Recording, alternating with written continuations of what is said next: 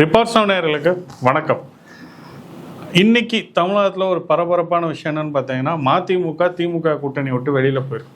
அது என்ன பரபரப்பு அப்படின்னு நீங்கள் கேட்குறீங்களா? அதில் பரபரப்பு ஒன்றும் கிடையாதுங்க. ஆனால் அதில் நிறைய ட்விஸ்ட் அண்ட் டர்ன்ஸஸ் இருக்குது.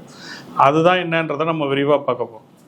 கொஞ்சம் பின்னாடி பார்த்தோம்னா 2024 தேர்தல் முடிஞ்சதுக்கப்புறம் யாரும் எதிர்பார்க்காத முறையாக தாவேகா ஜெயிச்சு இன்னைக்கு ஆட்சியில் இருக்கிறாங்க. தாவேகா ஆட்சியில் வந்ததுலேருந்து ஒரு விஷயம் நடந்துக்கிட்டே இருக்கு. ஒன்று, அதிமுகவில் இருக்கக்கூடிய எம்எல்ஏக்கள் பதவியை ராஜினாமா பண்ணி தாவேக்கால ஐக்கியமாயிட்டு இருக்காங்க. கடைசியாக பார்த்தீங்கன்னா திரு விஜயபாஸ்கர் அவர்கள் கூட அதிமுகலேருந்து பதவி விலகி எப்போ வேணாலும் தாவேக்கால சேர்வார் அப்படின்னு எதிர்பார்க்கப்படுகிறது. இன்னொரு பக்கம் ரொம்ப முக்கியமான விஷயம் பார்த்தீங்கன்னா, திமுக கூட்டணி எப்பயுமே ஒரு வலுவான கூட்டணி, ஸ்ட்ராங்கான கூட்டணி அப்படின்னு இந்த ஒரு 10 வருஷம் அவங்க ஒரு பெரிய இமேஜே கட்டமைச்சிட்டு இருந்தாங்க. ஆனால் இந்த தேர்தல் முடிவுகள் அவருக்கு ஒரு பெரிய ஏமாற்றத்தை தான் கொடுத்துருக்கு. ஏன்னா முதல்ல திமுக கூட்டணியில் இருக்கக்கூடிய காங்கிரஸ் தான் ஃபர்ஸ்ட் அனௌன்ஸ் பண்ணாங்க, நாங்கள் திமுக கூட்டணி விட்டு வெளியில் வரோம், தாவேக்காக்கு ஆதரவு தெரிவிக்கிறோம் அப்படின்னு. எல்லாத்துக்கும் முன்னாடி எந்த எம்எல்ஏக்களும் வெளியில் வரதுக்கு முன்னாடி காங்கிரஸ் இதை செஞ்சது. 10 வருடங்களுக்கு மேலே காங்கிரஸ் தான் முதுகில் சுமந்துட்டு திமுக கொஞ்சம் கூட திமுகவுக்கு ஒரு நன்றி கூட இல்லாமல் நாங்கள் வெளியில் போகிறோன்றது கூட சொல்லாமல் டைரெக்டாக அனௌன்ஸ் பண்ணாங்க, நாங்கள் திமுக கூட்டணி விட்டு வெளியில் நாங்கள் தாவேக்காக்கு ஆதரவு தெரிவிக்கிறோம் அப்படின்றத ரொம்ப வெளிப்படையாக சொன்னாங்க. அதுக்கப்புறம் 2 கம்யூனிஸ்ட் கட்சிகளும் வெளியிலேருந்து ஆதரவு தெரிவிக்கிறோம் அப்படின்றத அவங்க சொல்லிட்டாலும், இப்போ கொஞ்சம் நாளாக என்ன பண்ணிட்டு இருக்காங்கன்னா, திமுக விமர்சனம் பண்ணக்கூடிய வேலைகளில் கம்யூனிஸ்ட் இறங்கிட்டு இருக்காங்க.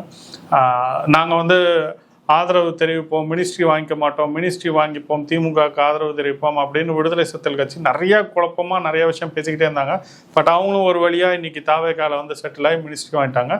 ஐயுஎம்எல்ல இருக்கக்கூடியவங்களும் இப்போ தாவேக்கால மினிஸ்ட்ரி வாங்கிட்டாங்க. ஸோ இதெல்லாம் ஒரு பக்கம் நடந்துட்டு இருக்கும்போது மதிமுக என்ன பண்ண போகுது அப்படிங்கிறதா எல்லாரும் எதிர்பார்த்துட்டு இருந்தது. பொதுவாக என்ன எல்லாரும் சொல்லிட்டு தாங்க, என்னன்னா மதிமுகவுக்கு திமுக கூட இருக்க விருப்பம் இல்லைனாலும் இருக்கக்கூடிய 2 எம்எல்ஏக்களும் உதயசூரிய சின்னனில் நின்று போட்டி போட்டவங்க. அவங்க 2 பேரும் வெளியில் வர முடியாது. ஏன்னா கட்சி தாவல் தடை சட்டம் அப்படின்றது அவங்க மேலே ஈஸியாக பாஞ்சிரும். அதனால மதிமுக இன்னைக்கு வராது அப்படின்னு எதிர்பார்க்கப்பட்டிருந்த சூழ்நிலை வைகோ அவர்கள் கொஞ்ச நாளைக்கு முன்னாடி ஒரு பேட்டி கொடுத்திருந்தார். நாங்கள் பொதுக்குழு கூட்ட போகிறோம், அந்த பொதுக்குழுவில் என்ன முடிவெடுக்க போகிறோமோ அந்த முடிவை பொறுத்து நாங்கள் கூட்டணியில் இருக்கோமா இல்லையா அப்படின்றத அறிவிக்கிறோம் அப்படின்னு திரு வைகோ அவர்கள் சொல்லியிருந்தார். அதில் நிறைய விஷயங்கள் திமுகவை பற்றி அவர் விமர்சனம் பண்ணினார். அவர் என்ன சொல்லியிருந்தாருன்னா, 2017 முன்னாடி வரைக்கும் அவர் என்டிஏவுடைய கூட்டணியில் இருந்தார், பிஜேபியோட கூட்டணியில் இருந்தவர். 2017 அப்புறம் இப்போ இருக்கக்கூடிய இண்டி கூட்டணி, திமுக தலைமையிலான இருக்கக்கூடிய என்டி கூட்டணியில் அவர் சேர்ந்தார். ஸோ அப்போ அவர் என்ன சொன்னார்னா, மதச்சார்பற்ற சக்திகளை தமிழ்நாட்டுக்குள்ளார விடாமல் இருக்கிறதுக்காக நாங்கள் கொள்கை உறுதியோடு நாங்கள் தமிழ்நாட்டில் இருக்கிறோம் அப்படின்னு அவர் சொல்லி 2017 திமுகவோட சேர்ந்தார். எந்த திமுக என்னை கொல்ல பார்க்கிறதுன்னு சொன்ன வைகோ அவர்கள் தான் திமுக கூட்டணியிலே மறுபடியும் அவர் சேர்ந்தார். இது வரலாற்றை நம்ம கொஞ்சம் பார்க்க வேண்டியது ஒரு முக்கியமான விஷயம். திமுக கூட்டணியில் 2026 வரைக்கும் அவர் இருந்தார். இந்த 26 தேர்தலில் தான் உங்களுக்கு நிறைய மனக்கசப்பு அப்படின்றது உருவாயிருக்கு. ஏன்னா அந்த கட்சியோடைய இப்போ இருக்கக்கூடிய தலைவர் திரு துரை வைகோ அவர்கள் சொன்னார், சொந்த சின்னத்தில் போடுவோம், செத்தாலும் சொந்த சின்னத்தில் போடுவோம் அப்படின்னு சொல்லிட்டு நரம்பு படைக்க ஒரு இடத்துல பேசினார். ஆனால் நடந்தது வேற. ஒரு சீட்டு கூட மதிமுக சொந்த சின்னத்தில் போட்டி போடுறதுக்கு திமுக அனுமதிக்கவே இல்லை. எல்லா தொகுதியுமே திமுக சின்னத்தில் தான் போட்டி போட்டாங்க. இது அவங்களுக்கு ஒரு பெரிய மனக்கசப்பை ஏற்படுத்தது. அதுதான் வைகோ அவர்கள் என்ன சொல்லியிருந்தாருன்னா, ஒரு கட்சியோடைய தனித்துவத்தையே திமுக காலி பண்ண பார்க்குது அப்படிங்கிறத அவர் வெளிப்படையாக சொல்லியிருந்தார். ஏன்னா விசிகாவும் முன்னாடி பார்த்தீங்கன்னா திமுக சின்னத்தில் போட்டி போட்டிருந்தது.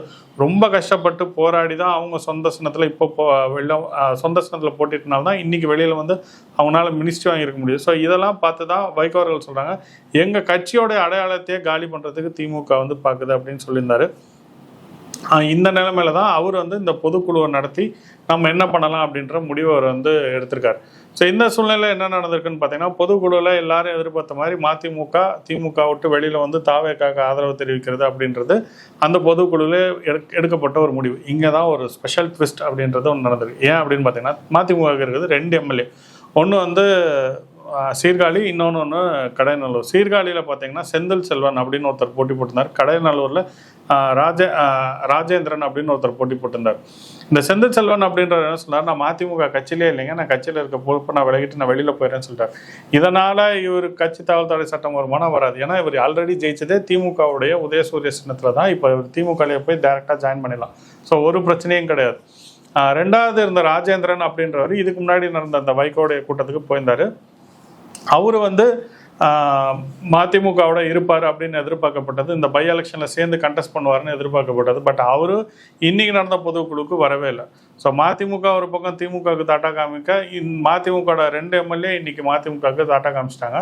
ஸோ அடுத்து என்ன நடக்க போகுது அப்படின்றத நம்ம பொறுத்து வந்து பார்க்கலாம். மதிமுக தாவேகாவோட இன்னும் எத்தனை நாள் தொடர போகுது, இந்த பை எலெக்ஷனில் மதிமுகவுக்கு சீட்டு கொடுப்பாங்களா, இல்லை பாராளுமன்றத்தில் மதிமுகவுக்கு சீட்டு கொடுத்தா மதிமுக சொந்த சின்னத்துலேருந்து ஜெயிக்குமா, ஜெயிக்க வைக்கிற அளவுக்கு தாவேகா ஒர்க் பண்ணுமா, இல்லை தாவேகாவே எவ்வளோ சீட்டு ஜெயிக்குமா அப்படின்றதெல்லாம் நம்ம வருங்காலங்களில் பொறுத்திருந்து தான் பார்க்கணும். மீண்டும் ஒரு பதிவில் சந்திக்கலாம். நன்றி, வணக்கம்.